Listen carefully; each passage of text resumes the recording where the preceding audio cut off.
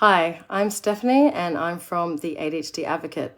I haven't done a live on this page maybe ever actually, which is interesting. I'm usually doing ADHD Unlocked with my business partner, Michelle Beckett. And actually I've just come from a webinar that we've done on asking for help.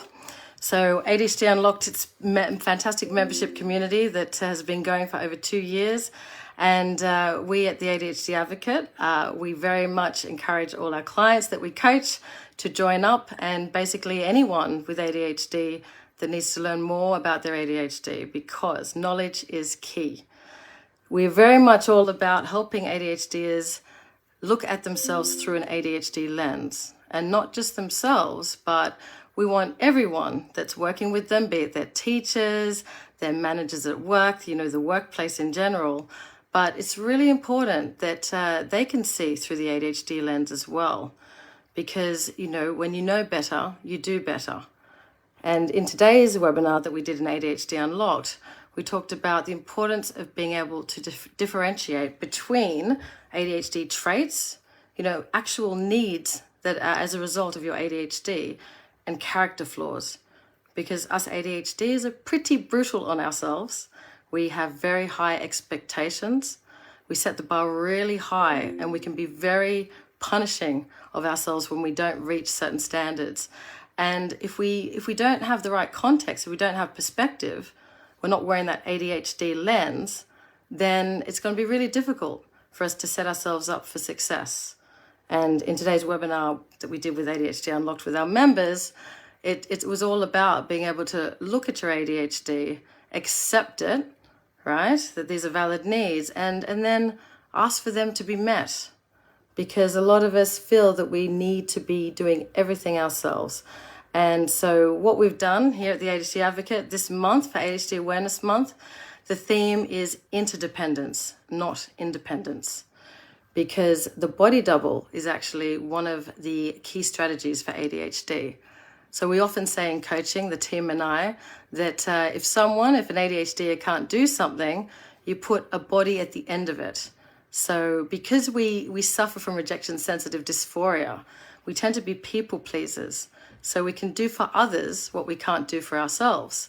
So it's time to use that challenge, this thing that usually gets in our way and causes us a lot of upset. We want to use it actually in a different way. We want to use it in a way to serve us. And that's the beauty of ADHD, I guess, is that it's all paradoxes, right? And it's situationally variable. So we can use our challenges like RSD to help us do what's going to be good for us, okay? And so the body double and putting someone at the end of things that we have trouble doing, it's all about kind of setting ourselves up that if we don't do that thing that's going to help us, that, we're going to disappoint that person, and we want to be able to help that person or not disappoint them. So we will end up doing that thing. So interdependence is actually really key for us. We're not very good alone. So it's not just that accountability piece and the body double, but we crave connection, us ADHDers. We really love our synergies. We love collaborating. We get and build energy kind of being with each other. I'm not saying that happens all the time, and sometimes it can be too much and we need to fill up our tank and kind of get some space and fill up our tank. But generally, if we go without talking to people, helping people, contributing, we tend to get quite down. We're not the best versions of ourselves. So for so many reasons, our life goal, as Dr. Ed Hallowell says in his book ADHD 2.0, should be interdependence, not independence. So that's what we're very much working on with our clients at the ADHD Advocate, but also currently in ADHD Unlocked, where we're specifically covering asking for help.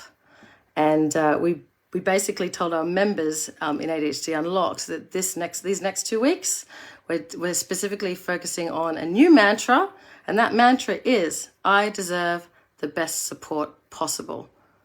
And I have to say that a lot of members found this very confronting, because us ADHDers, we don't feel very deserving.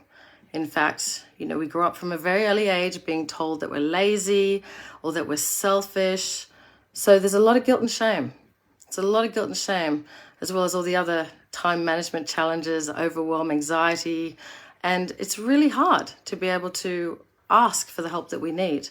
But if we don't look at our challenges, accept our needs, and ask for help for the things that we struggle to do, that we may always struggle to do, because after all, ADHD is a disability, then we're never going to be able to fulfill our potential.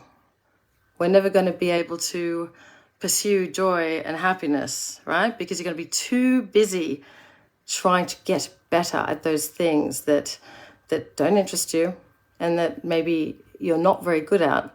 And this is going to take away from what you do best. And that's not in your interest. It's also not in the interest of your family, your workplace, because what you enjoy and what you're interested in, you're probably going to be very good at. And some things you can do that others can't. A lot of ADHDers can do some very difficult things, but because it comes so easily, they don't value what they do. And actually they enjoy it. And so they kind of feel guilty. And so they keep the focus on doing the things that they struggle to do, getting better at those things, when actually it doesn't benefit them and it doesn't benefit their organization. So same context with family. So what we're trying to do this month, and we're excited to say we're going to be doing lives every day at 1 p.m. here on our Facebook page. And it'll be sometimes me, sometimes it could be other coaches at the ADHD Advocate, and also some of our referral partners, our experts in the field. We've got quite a number of psychiatrists that we're going to bring on and interview in respect of assessing for ADHD, co-occurring conditions, psychologists talking about the importance of boundaries. So yes, we are very lucky to have these experts share their information, what they know, so that they can help us in our mission to educate and inspire as many of you as we can to understand and embrace ADHD, because it's the only way that ADHDers are going to tell a new, more empowering story about themselves and live life in integrity with who they really are, right? Because there's only one of you that can do what you do, and it's about being able to accept and lean into who you are and also be prepared to lean into that independence and not feel that you have to do everything alone, because it's only going to hold you back. So that is going to be our main underlying message. But this first week, we're talking about ADHD Insights. So we are going to be talking about the invisible disability of ADHD. So there's challenges, strength in ADHD numbers. We're also going to be talking about co-occurring conditions with one of our referral psychiatrists, Dr. Wayne Campers. And then we're going to do a Q&A on Friday with Dr. Rob Baskind. So you can bring any questions you've got on assessment to Friday's live session. So that's week 1. And week 2, we're going to be focusing on family and friends.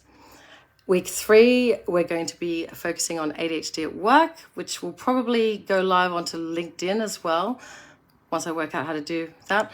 And week 4 is academic success, where we will also talk about executive function skills, how to improve those skills and succeed in education, including higher education.